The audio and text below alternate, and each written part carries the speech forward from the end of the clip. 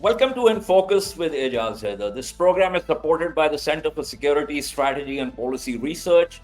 CESPR is an autonomous policy research center housed in the University of Lahore, and it tackles issues that impact contemporary security and strategic developments. This program is part of that effort. Now, we're going to talk Turkey about the situation in Turkiye. The country is likely at an inflection point with the arrest of Istanbul Mayor Ekrem Imamoglu, by all estimates, the most formidable rival of President Recep Tayyip Erdogan. Imamoglu's arrest was on the cards, and we'll discuss that in a while. But Turkey has been on an authoritarian trajectory for more than a decade. Imamoglu is also not the first opposition figure to be imprisoned. For instance, Kurdish politicians have long been jailed en masse, and the government has routinely placed elected leaders of Kurdish municipalities with what is termed as appointed trustees. Now, the government's control of the judiciary is also widely acknowledged, as is the systematic detention of dissidents, near complete government control over the media. Well, there are a few opposition outlets, but they are increasingly under pressure. There's the absence of freedom of expression and the risk of arrest facing anyone who criticizes the government. These are all established features of Turkey's political landscape, which is unfortunate. But despite these dismal developments, there was one institution that had retained a semblance of democratic legitimacy. And that institution was elections. As one Turkish analyst says, it was what he calls a competitive authoritarian system. Despite significant obstacles, the opposition maintained the possibility of taking power through elections. And this was also clear from the opposition's victories in Istanbul, Ankara, and other major cities in the 2019 and 2024 local elections. And this reinforced the possibility that perhaps this can also be replicated at the highest tier of government. But that is what Erdogan seems to have struck at. And the question is Imamoglu's arrest a clear sign of Turkey's authoritarian drift? As in, is Turkey now moving towards from a competitive authoritarianism to some kind of, let's say, a Russian or Belarusian kind of authoritarian drift? In other words, has Turkey crossed a critical threshold? By arresting its strongest electoral rival, Erdogan appears intent on eliminating even the theoretical possibility of democratic transition, which, if that is correct, fundamentally alters the nature of the system. To discuss the situation and how it is likely to unfold, I have with me Dr. Tuba Eldem. Dr. Eldem is an associate professor of political science at Fenerbahce University in Istanbul. She holds a PhD in political science from the University of Toronto, and her main research areas are Turkish politics, Turkish foreign policy, civil-military relations, Turkey-NATO relations, non-traditional security threats, cybersecurity, and geopolitics of cyberspace. So it's a big spread. But here's the thing. We are going to talk about a number of things, not just in terms of how the situation is going to unfold, but also in terms of, because Imamoglu's arrest was not the immediate thing. It wasn't like one day the police arrived at Imamoglu's residence and arrested him. Before that, there were certain other developments that were happening that seemed to indicate where the situation was headed. Tuba, thank you so much for being on the program. It's great to have you back, and it's unfortunate that we have to talk about developments that are not particularly advantageous to Turkey's democracy or social and political life. But let's begin with who Imamoglu is. Mm-hmm. Why is he so important? Because our viewers here obviously would need to understand his background. As I said in my introduction, he's not the first politician to be arrested. As a matter of fact, this is not the first time he has been arrested. And he was already under a ban for insulting the council, the electoral council, or whatever it was. I forget. So let's begin with a brief background on Imamoglu, and then we'll proceed from there. Thank you, Ejaz. Thank you for having me. Yes, Turkey is once more going through difficult times. And I completely agree with how you described Turkey's political regime. So for many years till now, we have been defining it as a competitive authoritarian regime. In which the democratic level playing field has been significantly shifted in favor of the government. Judiciary is under control. Nowadays, I'm trying to use patrimonialism to describe how the Turkish government functions. Maybe you can call it neo-patrimonialism as well. But what is most important thing is you lose the Weberian rational legal legitimacy. So the legitimacy is coming from the personal power especially, I mean, there is a long history, of course, but especially after the transition of Turkey's parliamentary regime to hyper-presidential regime after the 2007 constitutional changes. So maybe we can, I would like to shift to the question that you asked. We can talk about other indicators of Turkey's authoritarianism and patrimonialism. But at least, as you have put it very clearly, there was this minimalist definition of democracy that is associated with Schumpeter, for instance, right? I mean, how do you achieve political power? Through competitive elections. And once you achieve the power, how you rule? Tuba, let me interject. We are going to come to these theoretical frameworks. Okay. But let's first begin with who Imamoglu is. Why is he important? Okay. So that our viewers in Pakistan and outside Turkiye get a sense of why this person is important, why CHP decided to get him to be their presidential candidate, and why is his arrest so meaningful. Yeah. So Ekrem İmamoğlu is the mayor of Istanbul. Istanbul, as you know, is the major city of Turkey, having more than 16 million people, and it is the economic powerhouse of Turkey. So he has been mayor of Istanbul since 2019.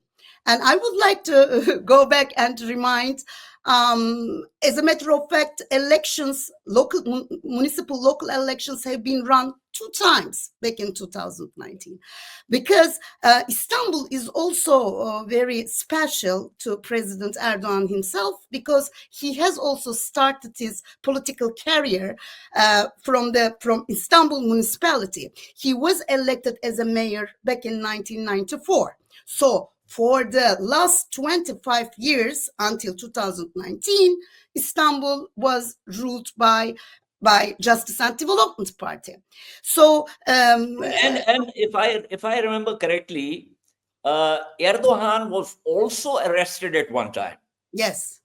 And he spent some time in jail, and he came out of the jail, and his popularity had just fallen. Exactly.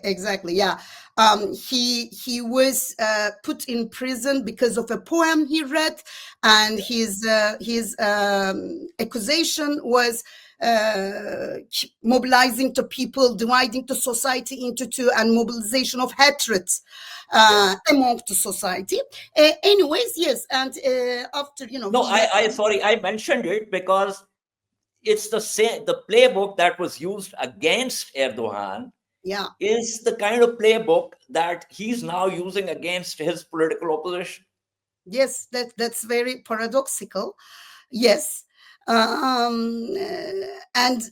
before coming to this month's incident, I like to go back to 2019 elections, and I would like to remind the viewers that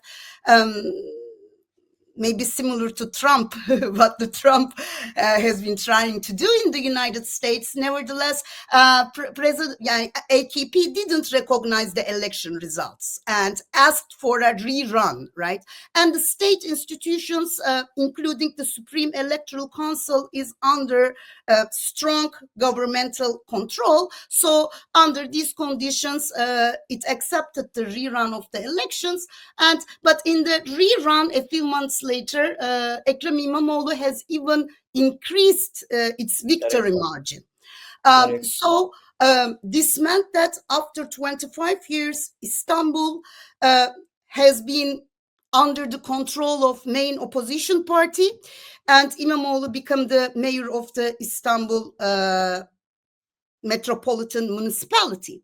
What this meant was also related to patronage politics of the ruling party, because clientelism and patronage politics is one of the mobilization tactics used by the governing party. And since Istanbul is the economic powerhouse of the country, it was very important loss for the ruling party.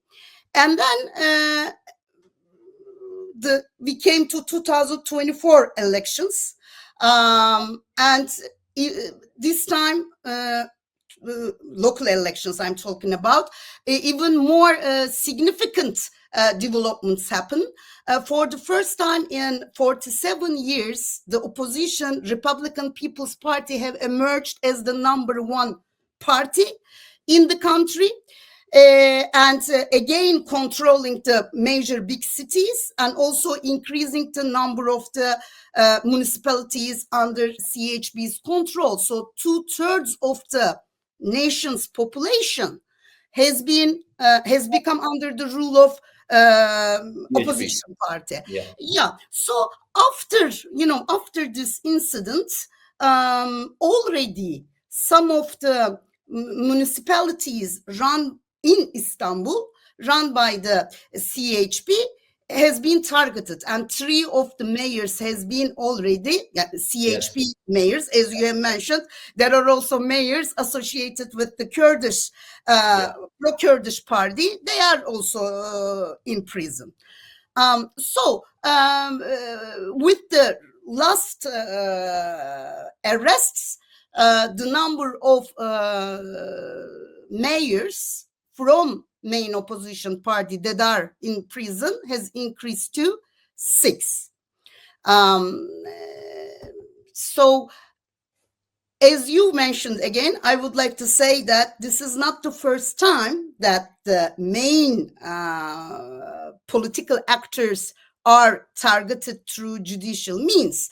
As you said, he was also very strong and young figure during the presidential elections in 2016. Selahattin Demirtas has been arrested, who was the leader of the pro-Kurdish party, and he was really popular, not only among the Kurdish part of the electorate, but even, secular Turks, this and that. He was a very popular person, and he has been in jail since 2016.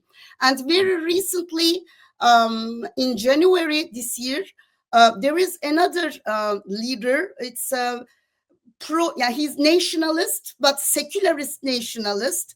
You can call it maybe ultra-nationalist, who is very critical of immigration.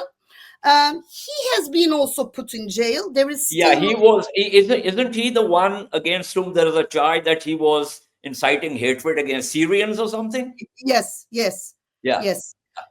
There are allegations in that sort, but the full indictment is not revealed yet. So the leader of this party, Victory Party, he's also now. It seems to me that, as I said in my introduction, also it's very clear from what you're saying that this has been now, the domestic machinery behind these arrests has long been in motion. But in the case of Imamoglu, it seems that Erdogan realized that the only way that he can somehow think of 2028 without much competition is to somehow get Imamoglu out of the race.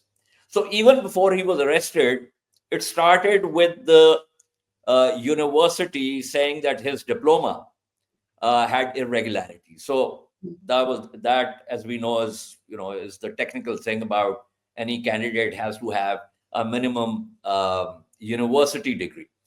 But the timing is also very interesting in terms both of the domestic front as also the international environment, which has become more permissive with the rise of Donald Trump, his admiration for authoritarian leaders.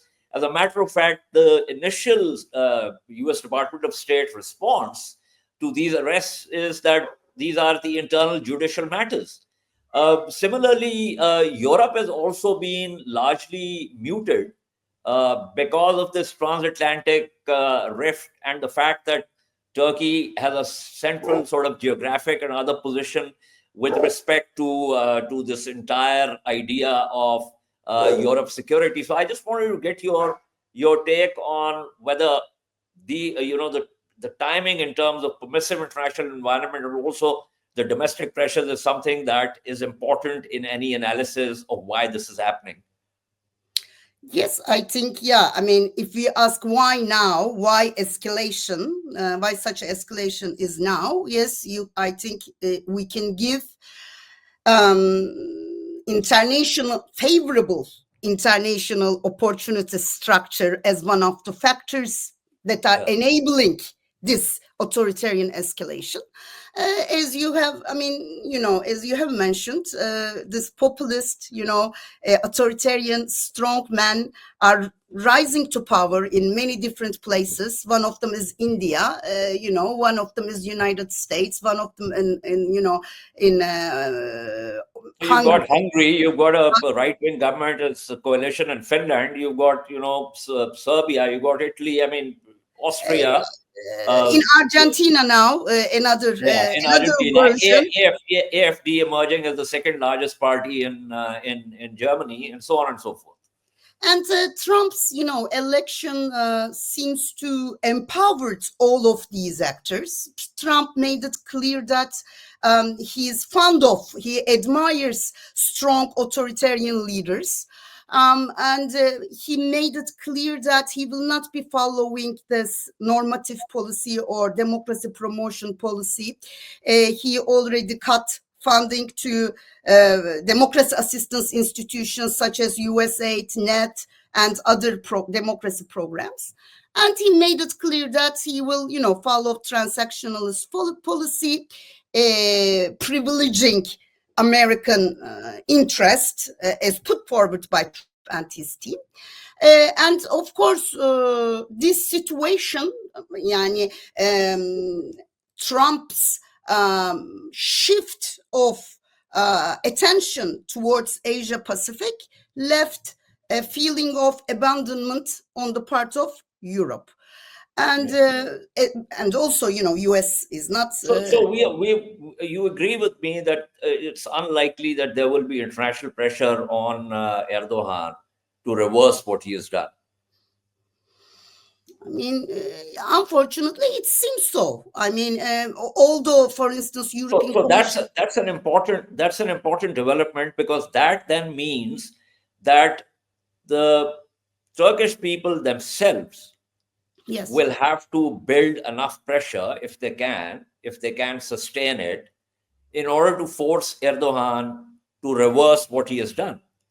But on the other hand, it seems that Erdogan has crossed a line, and for him to now turn back and release Imamoglu would mean that he will grow. He has grown very weak, and there are already signs. And if that happens, then people will think that they can ask for early elections and they can push him out.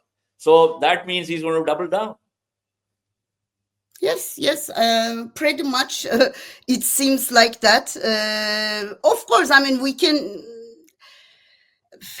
for instance, on the one hand, international atmosphere is favorable because Europe, for the first time, although Turkey has been making this claim in the last 20, not 20, for, I would say, for many decades, that Turkey has an important role to play in the European security structure. Europe is just realizing this, and they are busy with their own anxieties. Now we are living all at the age of anxiety. They seem to, yes, they will seem to downplay what's going on. But I would like to be, objective. So we have to mention that I think the European Commission declined invitation to attend to Antalya Diplomacy Forum, which will held next month. And there are, like Germany has made some, critical comments, some critical comments made by the US officials as well. But nevertheless, of course, the tone is not as strong as we have known in the past 2-3 decades since the end of the Cold War. So, because democracy promotion is not the most important thing in the current emerging world order. It's Deutsche Welle and France 24 and CNN have been running these reports. But for instance, Erdogan has been very clear. They have already thrown out the BBC correspondent. They have arrested other foreign journalists or detained them. The Turkish channels are not even talking about this. As a matter of fact, there is one channel, I think it was TRT or something, and it became a meme that they were actually showing a documentary on penguins while the protests were going on. But you see, here's the thing. So far, lots of people have come out in Ankara and Istanbul and some other major cities. This symbolic vote for Imamoglu, there were 15 million voters, which is almost 1/4 of the Turkiye's voter population. There was also that massive iftar dinner, which was great. But here's the thing: despite all this, Erdogan has not shown any sign that he's going to back down. He is also trying to reach out to the Kurdish politicians to somehow get them to move away from CHP and Imamoglu and not become part of the protests. Of course, they have been, but he's trying nonetheless to somehow keep them away. So he's also trying to basically divide the opposition. Yeah. Do you think he'll be successful in doing that? And if these protests cannot be sustained beyond a certain point, does that mean that Ekrem Imamoglu's and CHP's chapter is closed? Okay, there are things to be pessimistic about, and there are things to be optimistic about. So in the short run,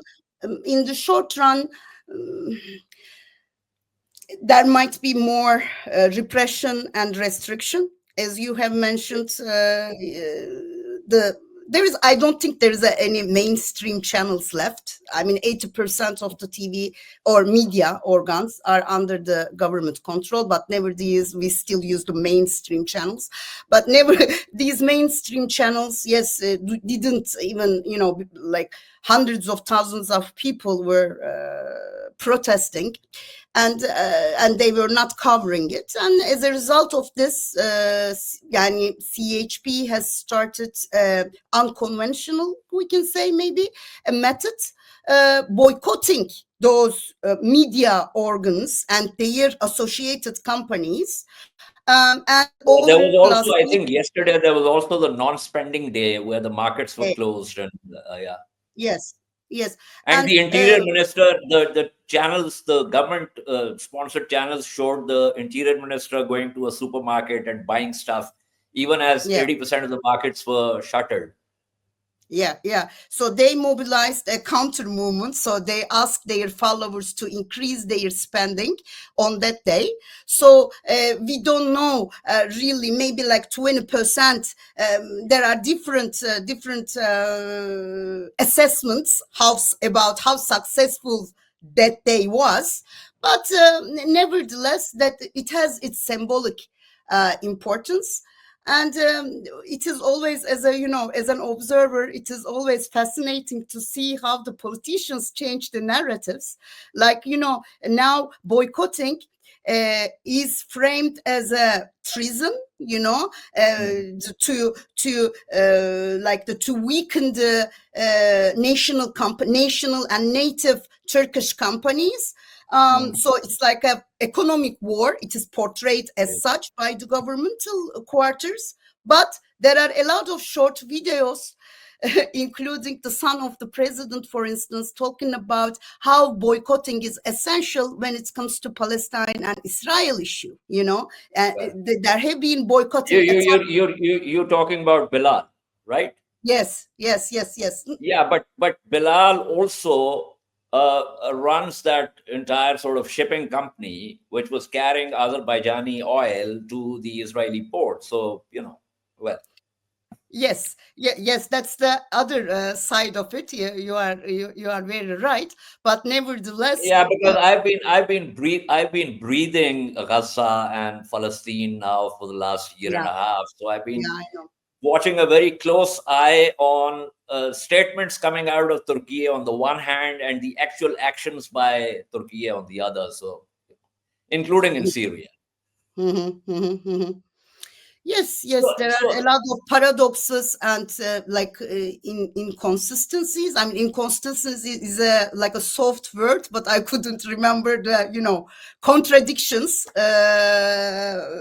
in in government parties' discourses and position. But but with regard, I have two important questions, Tuba. One is, given your background of your research on civil military relations in Turkey, I want to ask you if, in theory, this movement can be sustained and it gains momentum, is there any likelihood of the military coming into play at some point? I don't think so, really. I don't think so, really, because we have been observing what we call state capture, and this has been going on, for 23 years now. So I don't think so. In that sense, Turkish society is kind of alone in this process. So there is not too much international support, and there is no. We shouldn't keep hopes from the state institutions. So is that because the old Kemalist secularist officer corps has largely been replaced by a more conservative, centrist officer cadre? Yes, and that's one of the reasons. And the second reason, in the last 20 years, when they are trying to take a step, they all the time failed, and they paid a very high price. And some of them were not even real actions; they were fabricated cases directed against them. But even under those circumstances, they paid very high price. And I don't think that they have also much legitimacy left. So non-intervention to politics has become a norm. So I have dropped that. But I mean, the different scenario. I mean, we have cases in the Turkish history. For instance, we never, of course, want to even imagine this kind of a scenario. But if there is an incident that brings the military in opposition to the civilians protesting, they can declined to follow the orders, but to attack, to attack to the civilians. And this has been the case in the towards the end of the 1950s, 1960 in Turkey, for instance. Like a Turkish military have a tendency not to come across to the civilians. They do not prefer. But that's another question. Would Erdogan need the military? No, I just wanted to, because for me, it's an interesting question. I was thinking about it. Given the history, the Praetorian history of Turkish military. But clearly, it seems that a lot has changed in terms of, to use, Morris Janowitz's framework of, sociological framework, in terms of officer class. But my second question is, and this is with reference basically to how Erdogan used Syria's civil war in terms of his ideological evolution from a conservative Democrat to an Islamist to a Turkish nationalist, and he keeps changing his colors. And I think one of the best monographs that I think I've come across on that is Donald Tull's Erdogan's War, which I think is a great book.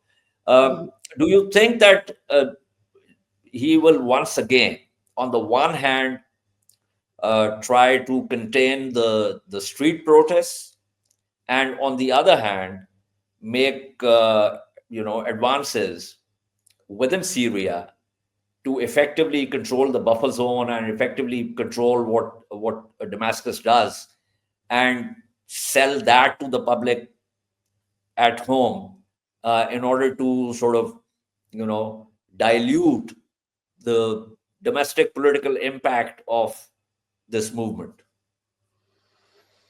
He can both do that. And also, when we think about Syria, I think we should think together with the peace process going on with the Kurdish armed movement, PKK, right? There is not too much transparency, but we know that government is in touch with Abdullah Öcalan, and with the developments in the Syria, they would like to to dismantle the armed organization. And there are, I would say, gossips, there are sayings that Abdullah Öcalan can become free, or Selahattin Demirtas, maybe both. So although the scenario is not clear yet, there is a chance that the Kurdish opposition party can be co-opted, or at least maybe maybe not the whole movement, but that movement also can be divided into two.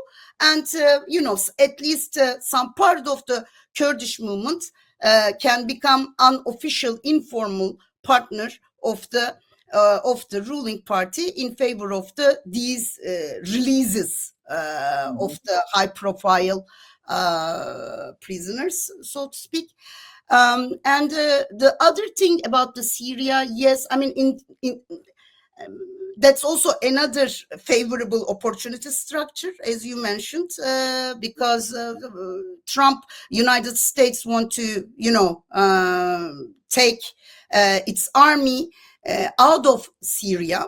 So it wants to cooperate. And Trump has made it clear that he sees Erdogan as a viable figure who can, work on behalf of United States in Syria. So it is highly probable that, but Erdogan would like to use the Syrian case in its favor, but there is a clash of interest with Israel, right? So that is the most, but it seems that Israel doesn't want to have Turkey controlling some parts of Syria. So the outcome. Well, I think so the conversation that I was picking up in Israel is with reference to their sort of objection to Turkiye providing ground air defenses to Syria.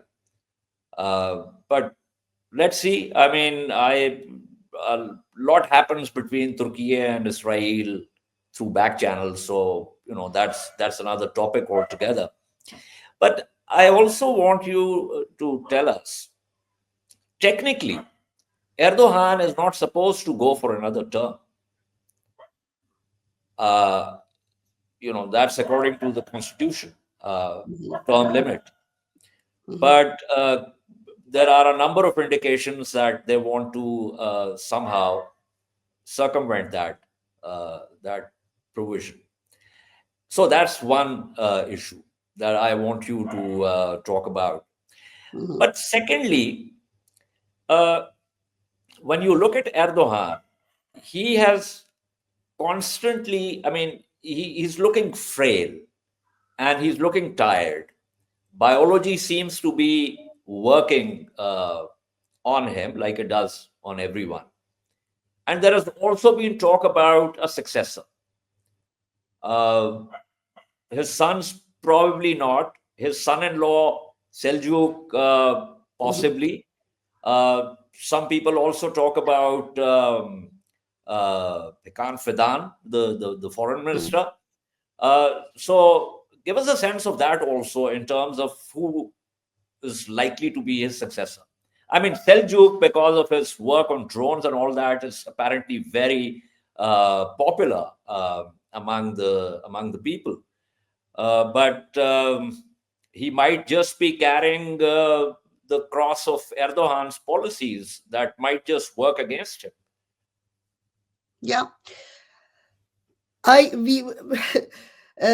With regards to your first question, I mean, that was what I was trying to refer. I mean, rule of law and judicial autonomy has been curtailed a lot in Turkey. So many things that are not constitutionally forbidden, they were bypassed, and this has been going on for many times. That's why I'm trying to make also a conceptual distinction about patrimonialism. So there is a and not only in Turkey this is happening. Like many strong leaders are against state bureaucracy. Right? Trump has come to power and he made a war against the state bureaucracy under the direction of the Elon Musk. He's waging an assault on state. So, and this has been going on in Turkey for many years. And as you have, suggested, if the power transition even also happens as a family business, then this will be the fully end of legal rational bureaucracy that on which the modern state has been established. So I think that is very troublesome. But for me, we like 2028, like there are 3 years. Of course, the result. The result is uncertain, but I have the hope that there can be a backstep, because Turkey is not. Turkey has competition, electoral competition that comes from the Ottoman times, from the constitutional period. So it is not turning back to what you have asked or mentioned when you opened this conversation. Like Turkey is not a Russia. Yes, with this move, it is becoming closer to Russia, in which the main opposition candidates are present. But Turkey, when you look at the democratic history of Russia, it is really very short.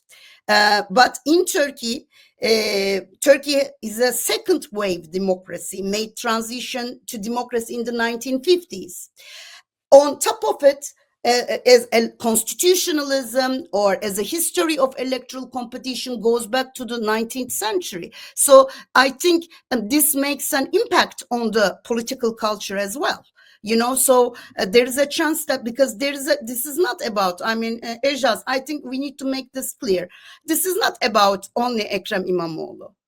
many of the people maybe do not support Ekrem İmamoğlu. But look at this. He's now become a symbol. He's now become a symbol he's a of symbol of everything that is wrong with the system.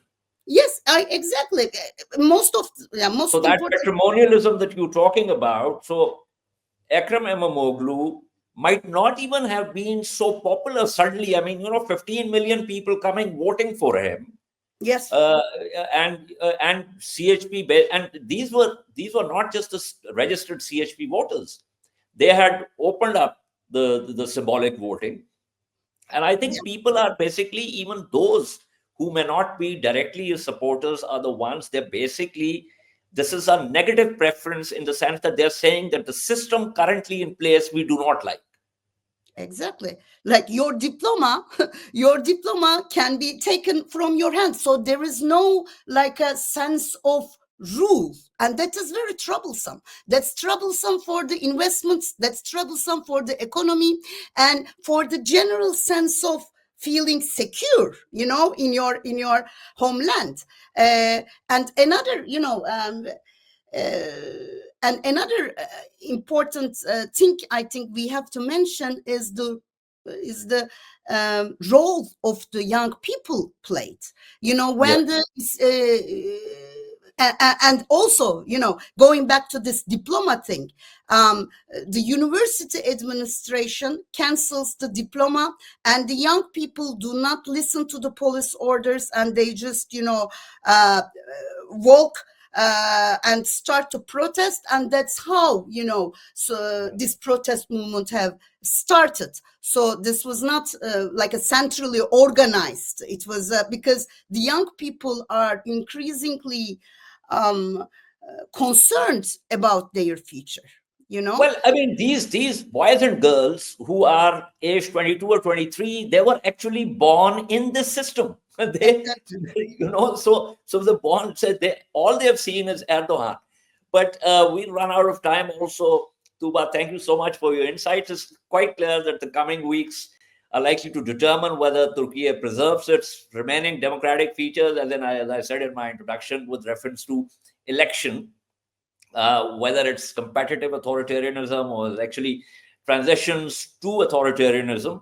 But it's quite clear that the stakes are pretty high for Turkey's democracy and also for the broader region, and also for Turkey's political and civil societies. We'll probably have to revisit this at some point. And we'll talk to Tuba, Eldem again, and maybe also get a couple of other Turkish analysts and scholars to see how the situation is going to unfold. For now, this is all from this episode. If you like the discussion, click on the subscribe button. Doesn't get me any lucre, but helps us bring you quality discussions. Until our next episode, goodbye and stay safe.